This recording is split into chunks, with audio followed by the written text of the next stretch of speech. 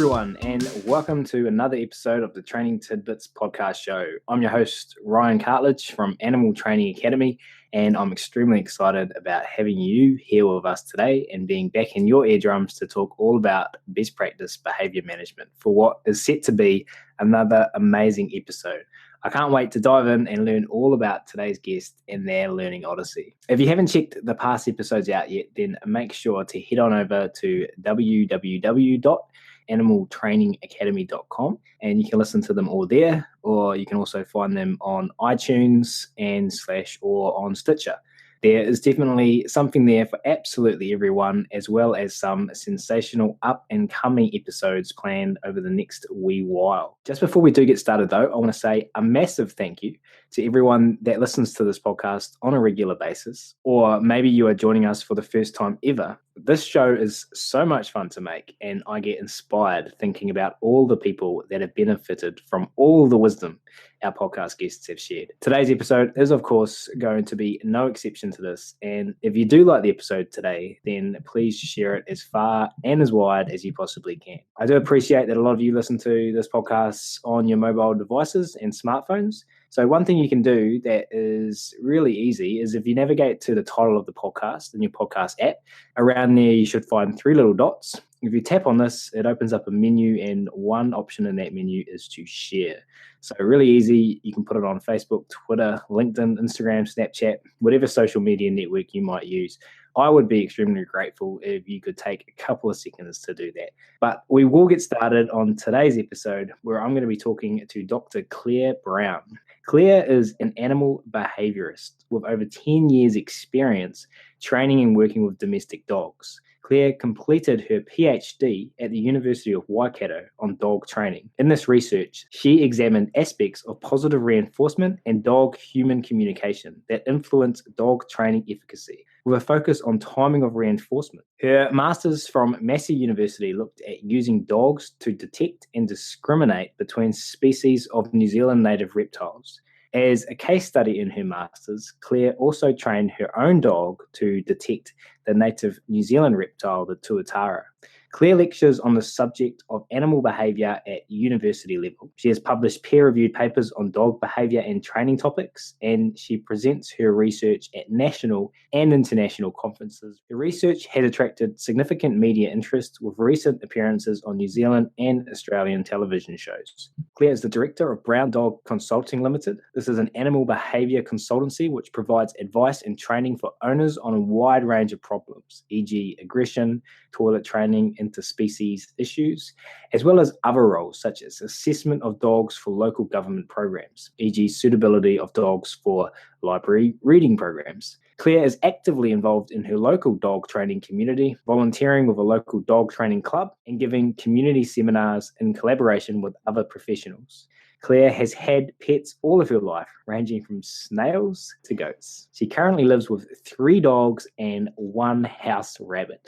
So without further ado, it's my very great pleasure to welcome one Clare Browne to the show today. Clare, how are you? Hi, I'm good, thanks. Thanks for having me on. Pleasure, Clare. We're going to dive straight in today with the first question. Okay. Could you please take us back, Clare, to where you first started learning about positive reinforcement animal training and some of the first animals you ever started using it with? To be honest, I can't really remember the first time that I learned about positive reinforcement and used it training animals. I have been around animals all my life, so I guess I've been interacting with them, and every interaction is potentially a learning opportunity. I've always liked working with animals. I've always enjoyed nature. So when I went to university, I studied zoology for my bachelor's degree. But as I was moving through that, I realised that I really wanted to work with animals who liked working with me as well. So instead of studying wild animals, chasing birds through the bush to find their nests, to look at their nesting success, whilst that's really interesting and I think it's really important and I really enjoy conservation work, my real passion was working with animals that, like I say, wanted to interact with me too. So that's how I kind of moved towards working with domestic animals. And you grew up living on a farm, working with the animals out in the paddock, as we say in New Zealand. By the way, guys, this is the first time in the podcast history I think we've had 2 people with a New Zealand accent on the podcast. You grew up kind of out in the paddock with all the farm animals, didn't you? I spent the first 8 years of my life living on a lifestyle block, yes. So I had any sort of pet I could reasonably get my hands on, I guess. We raised pet lambs if their mums had rejected them or their mums died or something like that. We had kid goats at times. We'd taken a sick hedgehog and then release it again, all sorts of things like that. And I used to spend a lot of time out in the paddock. There's a family story, not sure if it's true, but the story goes that when I first started school, I was asked, how are you enjoying school? And apparently I was pretty grumpy, and I replied that I was spending less time out in the paddocks with my goats, so I didn't like it. So a pretty natural progression then to head to university and figure out that you wanted to continue on in this vein. Spending too much time in the university classroom, you wanted to be out there with the animals. Yeah, look what's happened. Yeah. But I knew that I wanted to work with animals. They were my passion, so I followed that with my studies, yes. Hey, just before we move on to the next question, I just want to highlight one small thing you said there because I think it's super important with regards to the message Animal Training Academy tries to push across and for everyone listening. And that is that every interaction is a learning opportunity. Could you potentially just build on this just quickly and then we'll move on? Yeah, sure. Well, whether or not we're intentionally training an animal, they are receiving consequences for their behavior. They are receiving signals from us in a variety of different ways, whether we're aware of it or not. So there are so many things that are going on all the time with communication between people and animals. For example, think about an attention-seeking dog. We've all experienced that. You've got guests around, they're trying to have a cup of tea, cup of coffee, and the dog comes and puts their head in your lap, and the guest absentmindedly strokes their head. The consequence for that attention-seeking behavior is some social interaction, which for some dogs is highly reinforcing, highly rewarding. So that dog has potentially learned right then and there that it really pays off to go and bug guests while they're having a cup of tea because they get rewarded, they get reinforced for it. So things like that you don't really think about is an example of how dogs can, or any animal can, be learning in all situations. Yeah, fantastically described and so wonderful hearing about the starting of your behavioral odyssey. So thank you very much for sharing that, Claire. For our next question, I'm really interested in discussing some of your research and your PhD. And congratulations, by the way, on achieving that massive accomplishment. Thank you. Can you dive into some of your research for us? Yeah, sure. So, one of the very first studies I did from my PhD is where I reviewed some popular dog training books. So, what I did is I did some searches of some big online book outlets, so some three major online bookstores' websites. So, I looked at amazon.com.uk and I looked at fishpond.co.nz for a New Zealand based retailer. I used the search terms dog training and I looked at the most popular books that came up across the three sites. And I chose the top five. They were Caesar's Way by Cesar Millan, The Dog Listener by Jan Fennell, It's Me or the Dog by Victoria Stilwell, Don't Shoot the Dog by Karen Pryor, and How to Be Your Dog's Best Friend by the Monks in New Ski. What I did is I took these five books and I selected some particular aspects of the information they contained and I compared them to information that's contained in academic textbooks and published papers on these topics. And I just compared the information across the books versus that more science-based literature. What I found was pretty interesting. There are, maybe not unexpected, there were inconsistencies across all of the books, differences in the information that they gave out, and the information that they advised didn't always necessarily match up with what we know from science-based literature. So overall, the books couldn't necessarily be described as functional instructional manuals for people. If they're jumping on these websites looking for a dog training book, they didn't necessarily get something that would match up with all the criteria that I was using to search through them. They're also quite popular, these books. So I did the search again in 2009, and then I did it again in 2012 and 2014. And so these books were all quite popular over these years. They dropped down a little bit over time, but they were all quite popular over these years. So the messages that these books are giving are quite persistent. That paper was published in the journal Society and Animals, and the abstract for it, so the summary of it, is available online. I guess the takeaway message is that there is a wide range of information available to people, and not all of it is necessarily got a good scientific basis to some of the information provided. One of the books that your listeners might be most interested perhaps might be Karen Pryor's book. That certainly contains some really good in-depth discussions on aspects of learning theory. The only thing was that it was more of a general training text, so that's definitely an advantage of that text. It can be applied to any species really, which is what the book sets out to do. It's just that it happened to come up in my searches of dog training books, and so if a reader reader purchased it with that in mind, it may not necessarily fulfill their expectations in terms of having a lot of dog-specific information. It's certainly a very detailed text, and it certainly had some excellent information on animal learning and positive reinforcement and the use and the application of those theories. But it didn't have so much dog-specific information, which is not what it set out to do, so that's not unreasonable by any means. Claire, do you have any books that you've come across that are really well matched with the scientific literature and are presented in a quite easy to read format? I really like the book by Sophia Yin, How to Behave So That Your Dog Behaves. I think that's quite an easily digestible book. It's written nicely and clearly, and it's got good information that's quite instructional for people when they read it, I think. And it's very dog specific. So if you're a dog owner looking for information on how to train your dog to do XYZ, it's going to be quite specific and helpful for that. I also quite like Ian Dunbar's classic, How to Teach a New Dog Old Tricks. That's also quite a nice book as well. So some other studies I did in my PhD were looking at signals that were transmitted between humans and dogs during training and delayed reinforcement. So the first study I did was I went to some local dog training clubs, and I just wanted to establish what is going on during dog training, regular dog training, in terms of when reinforcement is delivered. So what I did is I had ethics, I had consent for everything, and I filmed some volunteers while they were training their dogs in beginner classes. The people had a range of experience, but the dogs were all beginner dogs. And I then looked at hours and hours of video footage, and I analysed it to see what was going on. And I found that in most cases, the timing of reinforcement was delayed. So delays to positive reinforcement being given to the dog after they had responded, those delays were really common. So the dog would sit or it would lie down, and then it would take a little while for the owners to get that reinforcement to their dog. So most of the delays were within 0 to 2 seconds, but the average delay for the dog getting the unconditioned reinforcement, so a piece of food, which is what everyone was using, was just over 1 second. So then what I wanted to do was I wanted to see, okay, well, how significant is this finding and when it comes to training efficacy? So what I did is I did an experimental study where I had dogs come into the lab, and I set up a training task that was novel to all of them, and some of the dogs received positive reinforcement immediately, so as soon as they did the right response, whereas some of the dogs received positive reinforcement after a 1 second delay. I also had a third condition where the dogs would get an unconditioned reinforcement, like it was a beep. It was easier than making a click noise, but it's analogous to that. So they'd get that immediately, they'd get a beep straight away, and then there was a 1 second delay for them getting the food. So that would be analogous to someone being really fast, giving that good dog or the click, but taking a while to get the food to the dog. And what I found with this is that when the dogs were getting immediate reinforcement, so a 0 second delay, most of them learned the task. 60% of the dogs learned the task.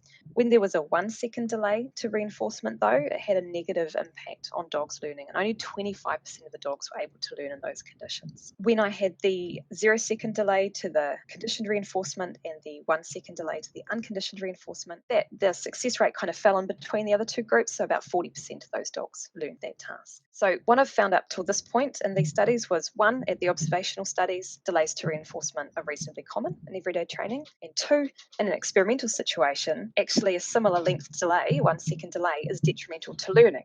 But then we know that most dogs learn a reasonable amount of things in their training. So how is this happening? If delays are common, but they're problematic for learning, what's going on? So I did a third study where I went to people's homes and I observed them training their dogs. Again, I got them to do novel tasks, and I filmed them and watched hours and hours of video footage again. And I looked at the timing of the signals people were giving after the dog's responses. So this time I focused a lot on people's body movements. And what I found was that in most of the trials, so 75% of the time, people were making a distinct body movement as their very first response. And that was before they gave any intentional feedback. And most of the time it was hand movement. So the dog would respond, they'd nose touch something, for example, and the person would start moving their hand almost immediately before they said good, and obviously before they managed to get the food to the dog. What I took from that is that, well, actually, possibly, probably quite likely, is that if people were very consistent with these movements, and they were very consistent, then those signals probably were actually functioning as conditioned reinforcers. They are are analogous to a click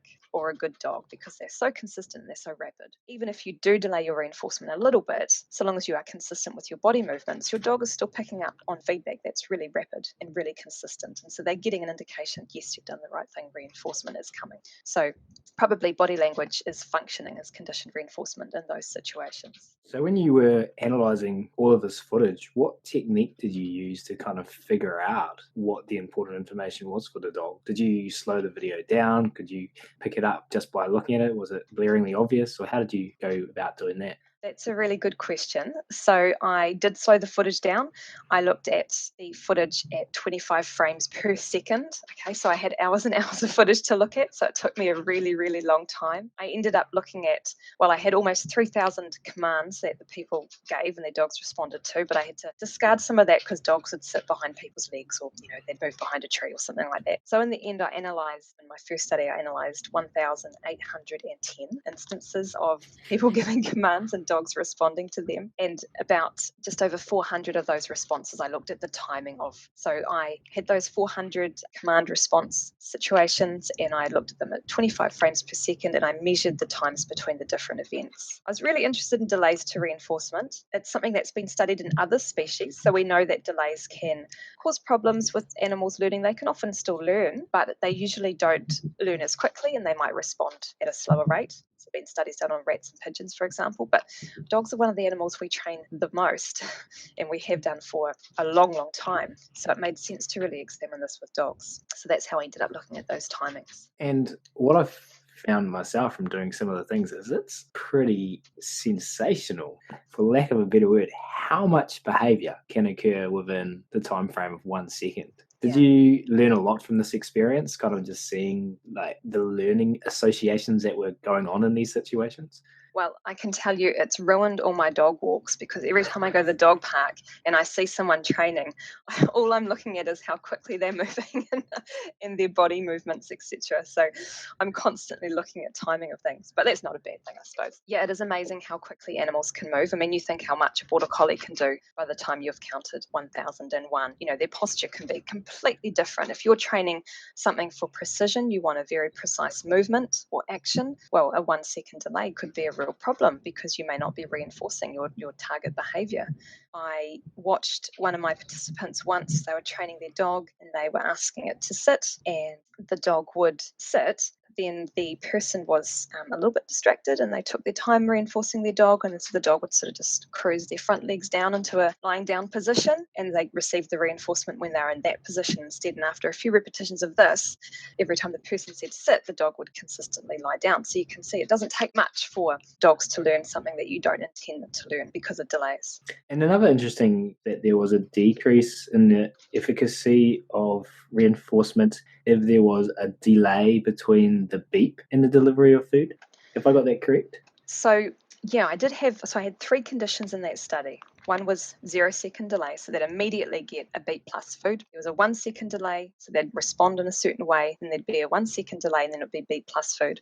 And then they'd respond in a certain way, and then a beep straight away, and then a 1 second delay to food. And only about 40% of those dogs learned. This is a little bit more complicated. I suspect, and it would be great to do further testing on this, I suspect that particular result was because there may have been a more salient reinforcer than the beep. When the food was delivered, it was delivered by an automatic feeder, and it made a little click right before the food was delivered. I suspect that click was more salient to the dogs than the beep. I think resulted in that 40% there. Do you think the beep helped the dogs predict that the sound of the machine was coming, or that it became kind of white noise in the background for the dogs and they were just waiting for that? Yeah, it's possible that the sound of the machine operating was more salient. Yeah, and so the beep may not have been that necessary in the end, but we're trying to make it analogous to what we found in the first study, which is where most people were saying good dog and here's a treat. Not many people were using clickers in these classes, but most people would say good dog and then deliver food. So we were trying to imitate that in terms of giving a conditioned reinforcer and then an unconditioned reinforcer, since that's what normally happens in real life.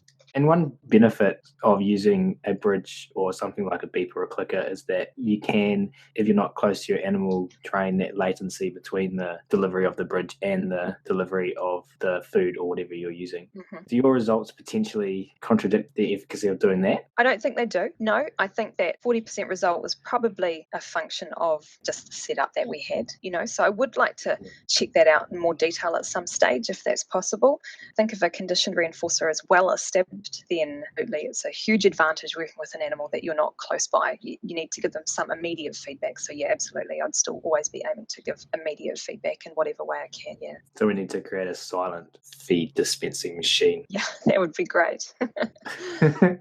And the reaction of the animals to the subtle movements of their owners kind of reminded me of the story of Hans the horse and Yes. him reacting. Did that come up in your mind as well when you were learning about this?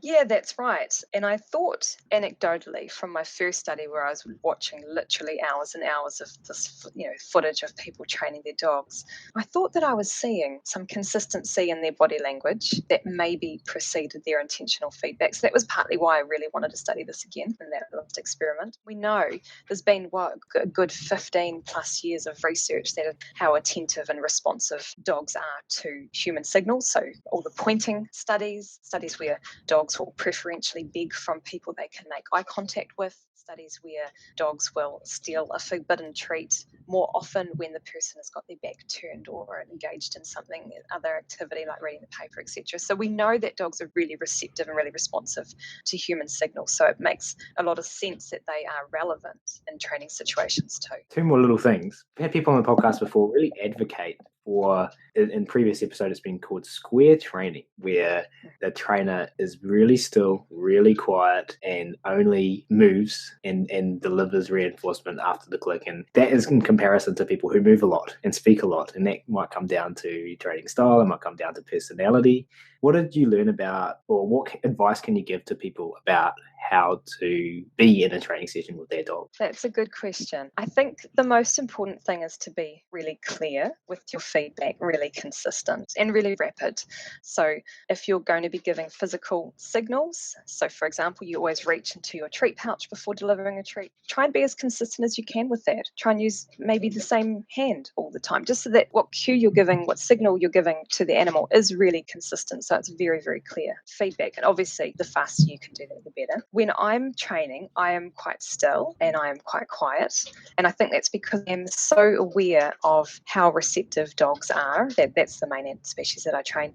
I'm aware of how receptive they are to our communicative signals. And I want them to get feedback that's really related to what I want them to learn, rather than other signals that they may think, oh, are you reaching for your treat pouch now? Or should I move forward or backwards because I lean forward or backwards? So I work quite hard on being very clear with my cues. And often that means not giving very many until the right time. And it kind of leans towards the correct use of a bridge or a marking stimulus for being able to deliver that reinforcement rapidly. And I emphasize correct use then, because you've got to make sure your timing's correct with everything else, don't you? Yeah, that's right. Yeah, timing is really important. I'm a bit biased, right? It was my PhD, but but it is really important. And just one last thing, just to finish up this talk on your PhD. Thank you very much for sharing. But just one thing I wrote down here, and you kind of mentioned it before with the dog's attention with eye contact. What's your input on the fact that in these studies that you've done and from what you've observed, the dogs are really training us? Well, certainly, if a dog behaves in a certain way, think about that attention-seeking dog I talked about before. They come up to you for a pat, you give them a pat. Who's training who? It could be questionable there.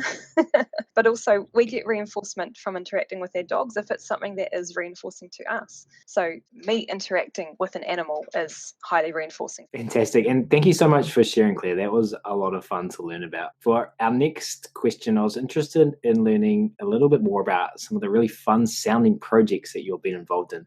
Firstly, a project called Puppies for Prisons, and second one, training tuatara detection dogs. And you're going to have to potentially explain what a tuatara is for those listening that might have never heard of one before. Okay, so yes, I helped out with the Puppies in Prison program. I wasn't the lead trainer, but what I did is I was friends with the trainers, and I would go in at the beginning and I'd give a talk just on a little bit of learning theory, how to set up your puppy puppy to get the most success out of their behaviour in your training, things like that, some basic body language signals to be aware of. So then at the end, I would go in after 10 weeks and I would do an assessment for the participants and their puppies as well. So it was a really nice level of involvement. I wasn't the one coaching the participants on their training or anything, but I'd get to see them at the start when they just got this brand new puppy who, wasn't toilet trained yet and all those sort of fun challenges, and then go in at the end and do the assessments. And I saw some pretty amazing training. For example, I remember one assessment I went in and they flew through the training assessment, which was things like lucid walking, sits, down, stays, the basic nice manners, nice dog member of society type behaviours. But then they wanted to show me some tricks too, and they taught the pups to lie down still and put treats all over their front legs and just leave them alone till they said they could eat them and stuff. So it was really neat. We saw some really nice training in that. And the aim behind this was just to give prisoners interaction time, and also was it to assist in their rehabilitation? So the aim of that project was really neat because it was a collaboration between staff who worked at the facility and also local rescue organisations. So they'd take these pups who needed a new home, and these young guys would train them up and sort of get them ready to move into a new. So it was really nice. It gave the participants some really valuable skills and learning experiences and something a bit different, which was really nice. And it gave the pups a whole set of new behavioural skills, which would help them hopefully more successfully find a home. So it was quite neat from both perspectives, both from human and animal perspective. And I can imagine, though, it would be quite novel for someone to hear that their puppy they're about to adopt into their home and being trained by prisoners. Yeah, kind of a cool story, eh? And can you talk to your work with tuatara detection dogs? Yeah, sure. So during my master's, I decided that I loved conservation work, but as I said earlier, I really wanted to work with animals who also wanted to interact with. So I was moving towards working with domestic species. And so I decided that a sort of happy middle ground there was to look at dogs used for conservation work. So I've got my domestic animal who wants to interact with me, but then I'm also looking at conservation and protection of native species, which is really, really awesome because dogs are a fantastic tool in the conservation of many species. So I did this for my master's. I set up a bunch of different trials using pet dogs from some local dog training clubs in Palmerston North, and I did some scent trials and looked if they could discriminate between different types of scent and if they could tell between different gecko species, etc. And as part of this, I really loved tuatara, so I got involved in training one of my own dogs to detect tuatara. Now, tuatara are a native reptile. They're not a lizard. They often get called a lizard, but they're in their own special group, their own order. They are quite a special New Zealand reptile, and up until recent years they were only existing on offshore islands. They're in some onshore sanctuaries now, which is really exciting. I really liked tuatara, so I trained my own dog Apple to detect tuatara, and we went through the process. The Department of Conservation here have got a really well established and robust conservation dog program, so I was lucky enough to be involved in that for a little while. They got a 2-stage certification process, and Apple and I passed the first stage, which allowed us to do some work on some islands and things like that. And then unfortunately I went overseas. Apple lived with my parents for a couple of years, and when I came back I started my PhD. So we didn't continue with the tuatara work, but she was really good at it, and I used a lot of positive reinforcement to train her. She was trained to lie down, so really nice passive safe interaction. She was muzzled obviously the whole time. I had her working on a lead sometimes as well because she wasn't fully certified, and when she found a tuatara she would lie down face towards it, and then she would be reinforced by coming away from the tuatara and having a game with her, which was really reinforcing for her. Cool. And there's currently other dogs doing tuatara detection in New Zealand? I believe there is a dog or dogs, at least one dog in training at the moment. I'm not sure if it's operational at this stage. Not sure. Really cool. And was Apple named after the computer or the fruit? She had bright green eyes as a little puppy, so I named her after the fruit. Yeah. For this next question, can we talk about something that you have identified as an area of training you really enjoy and something that you've come to sort of specialize in, and that is working with dogs and other species in interspecies households. Can you talk to this for us, Claire? I really enjoy working with dogs and other species. I find it really rewarding. I mean, dogs, naturally, they're a predatory animal, and a lot of the behaviour that we see from dogs towards other animals, such as cats, for example, is entirely natural and normal behaviour. However, it is inappropriate in our household context, right? We don't want our dog chasing our cat all the time, etc. I first became quite interested in this kind of thing years ago when we ended up with a couple of ducks that needed a home. I had a German Shorthair Pointer cross Border Collie dog, was Apple, my tuatara dog, and she was pretty excited by these two ducks that were then living in our backyard and splashing around in our pond and stuff. But I needed them all to be cool together and not hassle each other. So I spent 2 or 3 weeks training Apple just to leave the ducks alone. So I gave her a lot of positive reinforcement for behaviours that were incompatible with attending to the ducks. So she wasn't allowed to sit there and stare at them. She certainly wasn't allowed to get too close or chase them or anything like that. So we did it on a long lead. We made it really safe. Things couldn't go wrong. And she got really, really valuable positive reinforcement for behaviours that I liked, which were incompatible with things like stalking the ducks, etc. And after 3 weeks, she was able to be left at home in the backyard with the ducks all day. And in fact, the biggest problem we had is that the ducks would try and steal her food. So she was fantastic. From there, I've progressed to we have the house rabbit into our household and trained the dogs to be comfortable and relaxed with the rabbit running around the house, which was great and a bit of a challenge at first. I really enjoy working with clients who've maybe got a new kitten and they introduce that to the household and the dog's pretty excited by that, which is, like I say, it's entirely normal, but it's not what you want in your household. So we work really hard on getting the dog to be safe. First of all, safety is the first thing. So on a long lead, if need be, at a distance, we can use a muzzle, cages, crates, all that sort of thing if we need to. Safety is number one. And then just really using a lot of positive reinforcement for behaviours that we like, which are things that are incompatible with predatory type behaviours. And when you're doing this, are you changing what you reinforce over time? Are you reinforcing anything the animal's doing that's incompatible with what you might label as undesirable behaviours? Or do you have some quite specific criteria about the behaviours you're trying to reinforce? Yeah, I will change criteria over time. So at the beginning, we often work at distance and I expect less from the dog at the beginning. I try to make it as easy for them as possible, hence the distance, etc. Over time, we will work closer and closer and I will expect more attention. I'll expect more relaxation. I'll expect more responsiveness to certain commands as the training progresses. At the beginning, it might be that all the dog can do is glance at us for a couple of seconds, and that might be well worth reinforcement given this situation. By the end of it, I mean, my dogs and my rabbit will sleep together on the couch next to each other, and if the rabbit's lucky, he'll back up into a dog and sneak a cuddle. But that's what I'm expecting by the end of the training. I think one of the key things with this training is not to expect too much too soon. So the temptation is to get your animals and just want them all to live together in harmony, but in reality, that's actually asking a lot from our pets. Some pets might be afraid of the others. Some pets may have histories that we may or may not be aware of with these species. So you may rescue a cat who has been chased by other dogs in a previous household living situation, etc. So I think taking it really slow is the right thing to do. If need be, the animals can be separated for a period of time. And in fact, that's often what I will advise, that they are separated unless you're actively training and working with the animals, so that they don't have the opportunity to practice unwanted behaviours. That's really important, because if they practice a behaviour that you don't want, and if that behaviour is reinforced in some way, because I mean, really, chasing a cat must be pretty reinforcing for a dog, then obviously that behaviour is going to be maintained or strengthened or increase in frequency, etc. So we want to control the environment really carefully. And what's the result of potentially not doing this correctly? Is this when we start to see aggression in the household between different species or different individuals, or what's your experience been here? Well, I think it can be quite stressful for both the animals and the people involved when this doesn't go well. There can be conflict between the people. If, one member of the household has a dog and the other member of the household has a cat, and they come together and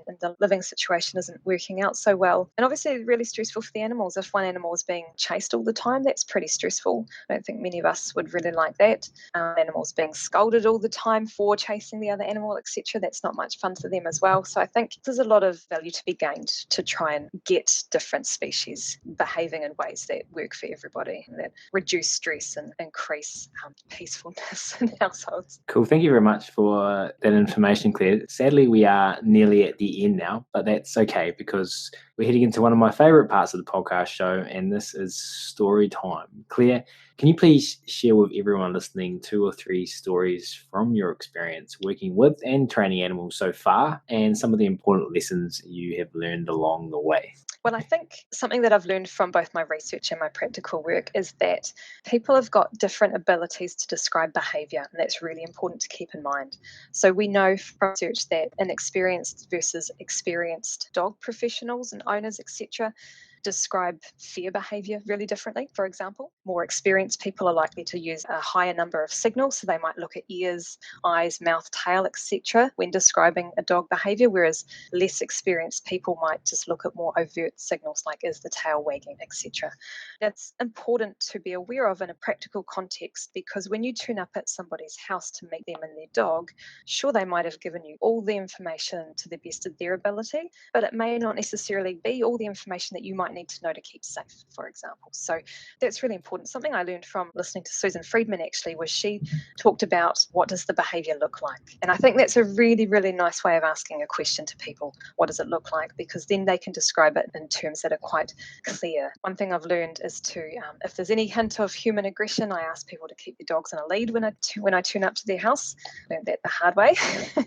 So to avoid being rushed at by dogs, getting them on a lead is a really nice way to turn up to someone's house. One thing that I use in my interspecies training is keep both types of animals busy. So for example, when I was training my own dogs to chill out around a new rabbit, obviously I needed the rabbit to be relatively inactive, so not to excite the dog more than necessary. Obviously I worked with one dog at a time. So I would do things like provide my rabbit with some fresh hay and sprinkle some treats in it so that they had to spend quite a bit of time foraging through the hay to get to the treats, which would keep them relatively still. It would keep them in one place. He wasn't running around the room doing binkies or anything like that, which would have been quite hard for the dogs to still maintain their focus on me with at that early stage of training. So just incorporating enrichment into training can be really useful. One thing that I've found really valuable in my private practice is getting a lot of information from clients before we meet. So I ask people to fill out a pre-consultation form, which has got a lot of questions, and some of them are more or less relevant to particular people's